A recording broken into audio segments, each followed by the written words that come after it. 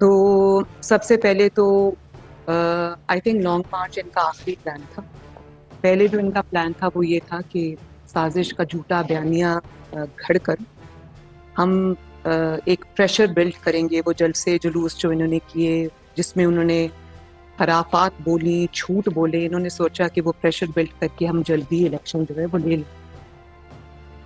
اور اس کا بھی مقصد جو ہے وہ نومبر میں جو نئے عامی چیف کی تقرری ہونا تھی وہ ہدف اس کا وہی تھا، کیونکہ انہی میں سے کچھ لوگ ان کو سکھا بھی رہے تھے، پڑھا بھی رہے تھے، جن کا آخری تکیہ صرف عمران خان تھا.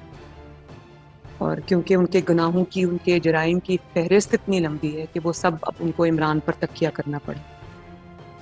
تو وہ جب ناکام ہو گیا، حکومت ختم نہیں کر سکا، الیکشن کی ڈیٹ نہیں لے سکا، تو پھر اس نے بادل نخواستہ یہ لانگ مارچ کا پلان اس نے رکھا تھا. یہ بھی اس کا کوئی مقصد قومی نہیں ہے. عوام کے مسائل اور عوام کی جو تکلیفات ہیں اس لانگ مارچ کا اس سے دور دور کا نہ کوئی تعلق ہے، نہ وہ آپ کو ان کی تقاریر میں نظر ہے.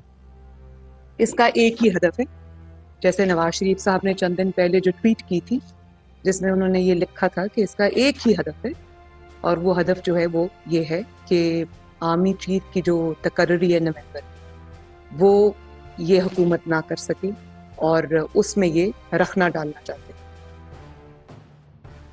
تو سب سے پہلے تو آئی تھنک لانگ مارچ ان کا آخری پلان تھا. پہلے جو ان کا پلان تھا وہ یہ تھا کہ سازش کا جھوٹا بیانیہ گھڑ کر ہم ایک پریشر بلڈ کریں گے. وہ جلسے جلوس جو انہوں نے کیے جس میں انہوں نے خرافات بولی، جھوٹ بولے، انہوں نے سوچا کہ وہ پریشر بلڈ کر کے ہم جلدی الیکشن جو ہے وہ لے لیں. اور اس کا بھی مقصد جو ہے وہ نومبر میں جو نئے عامی چیف کی تقرری ہونا تھی وہ ہدف اس کا وہی تھا، کیونکہ انہی میں سے کچھ لوگ ان کو سکھا بھی رہے تھے، پڑھا بھی رہے تھے، جن کا آخری تکیہ صرف عمران خان تھا. اور کیونکہ ان کے گناہوں کی، ان کے جرائم کی فہرست اتنی لمبی ہے کہ وہ سب اب ان کو عمران پر تکیہ کرنا پڑے. تو وہ جب ناکام ہو گیا، حکومت ختم نہیں کر سکا، الیکشن کی ڈیٹ نہیں لے سکا، تو پھر اس نے بادل نخواستہ یہ لانگ مارچ کا پلان اس نے رکھا تھا. یہ بھی اس کا کوئی مقصد قومی نہیں ہے. عوام کے مسائل اور عوام کی جو تکلیفات ہیں اس لانگ مارچ کا اس سے دور دور کا نہ کوئی تعلق ہے، نہ وہ آپ کو ان کی تقاریر میں نظر ہے. اس کا ایک ہی ہدف ہے، جیسے نواز شریف صاحب نے چند دن پہلے جو ٹویٹ کی تھی جس میں انہوں نے یہ لکھا تھا کہ اس کا ایک ہی ہدف ہے، اور وہ ہدف جو ہے وہ یہ ہے کہ آرمی چیف کی جو تقرری ہے نومبر، وہ یہ حکومت نہ کر سکے اور اس میں یہ رخنا ڈالنا چاہتے.